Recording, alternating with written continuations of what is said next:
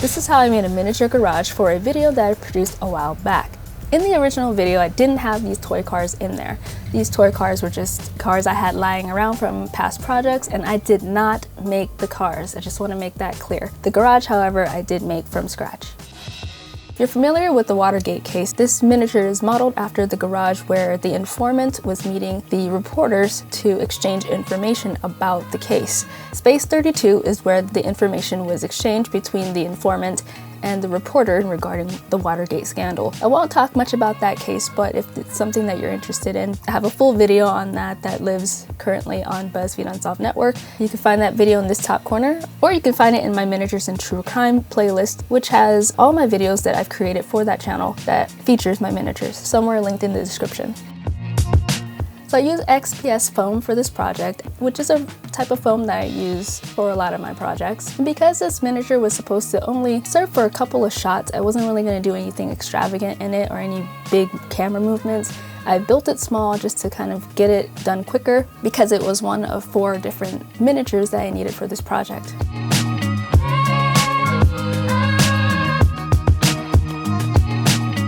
And of course, per usual, bricks. More bricks. I just can't get enough of it, it seems. I always find myself making bricks.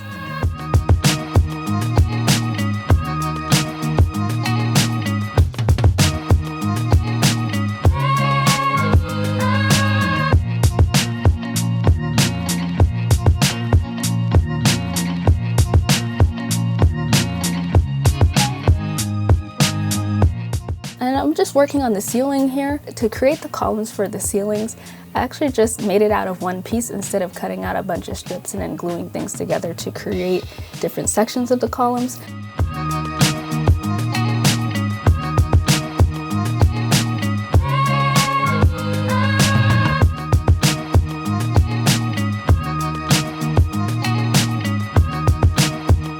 So you can see here I'm just cutting out the pieces that I'm not going to be using, that's going to be exposed. When I have like a lot of things to cut like this, say windows or such as this here, the ceiling piece, I like to do my cuts going one direction first, and then I'll spin it around and do all the cuts going the other direction, and so on and so forth until the cut is complete. That usually helps me to cut things a little faster, especially when it's a lot of repetitious cutting like this.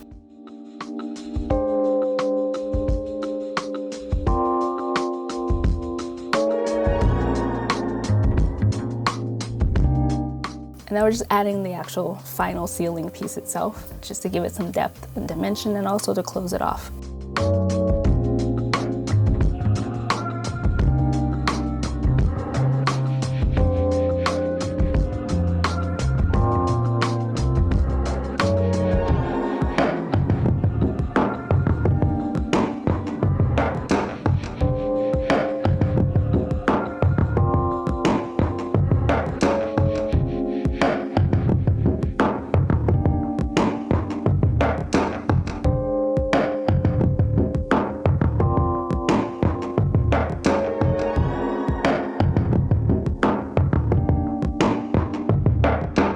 Applying the paint to the ceiling here, kind of a beige color, doing some age work to it. And typically with things like this, you do have to go pretty heavy-handed on it for camera. And I'm just handwriting in the numbers for the parking. It was just the easiest method for me to do the numbers on the columns.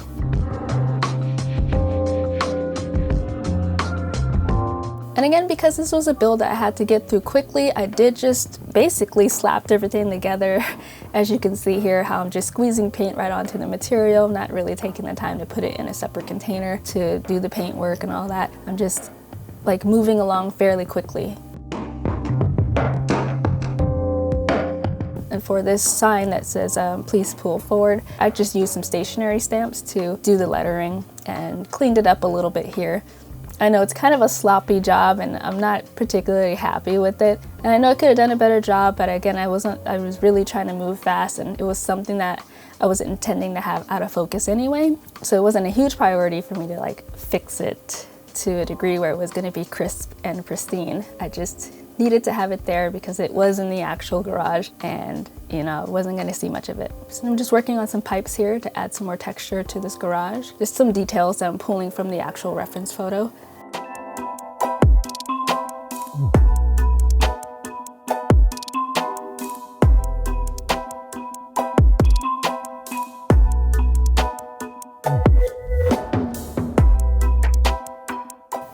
just making the pipes here that goes into a small corner by the door that leads you in and out of the garage.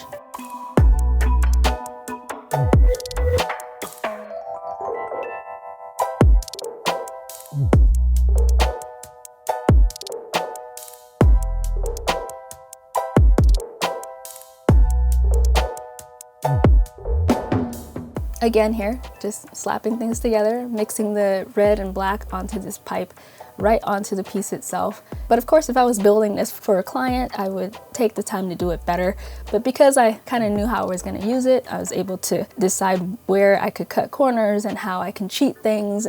And you'd be surprised how forgiving some of this stuff is, and sometimes how the imperfections work for you too once you light the scene and get the camera in there. And sometimes those imperfections do make it feel more realistic in the end. Other times it can stand out as like this glaring thing, but for this particular project it worked and blended in just fine. It didn't stand out at all.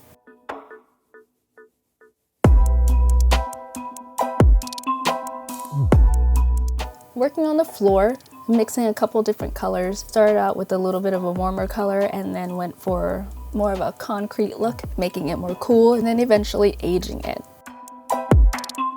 Giving it a little brown here to kind of emulate the oil tracks and just the, you know, the natural buildup from vehicles being in and out of the garage.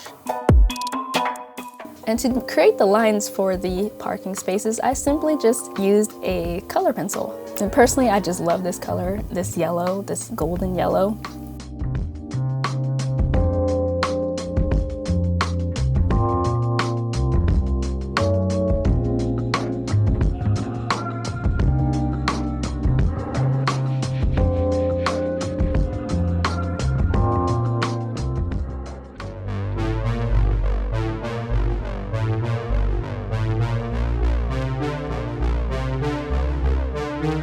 Ceiling pipes here. The way I installed it is the piece that it's hanging from. It's just strips of paper that I cut and painted and glued some pins to the end so that we can easily install it into the foam.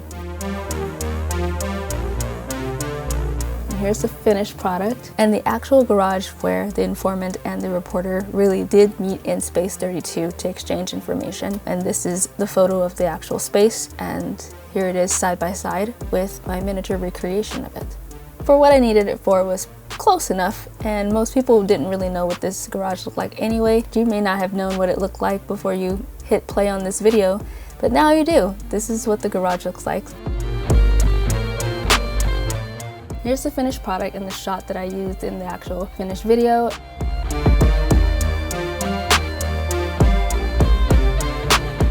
Here I'm just kind of animating some light to kind of mimic headlights coming in and out of the garage.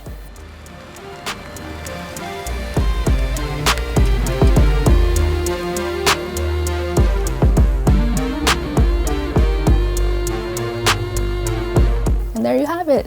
That's the miniature garage that I used for a project that is now serving as a place to store my toy cars. I hope you enjoyed this video, and if you found it helpful, please give it a thumbs up. And if you had any questions about any of the process that wasn't clear, or if you would like to see the process behind any of my other builds that you might have seen in my miniatures and true crime videos, please let me know and I'll see what I can put together for you. Thank you so much for watching, and I appreciate your time and support, and I'll see you in the next one.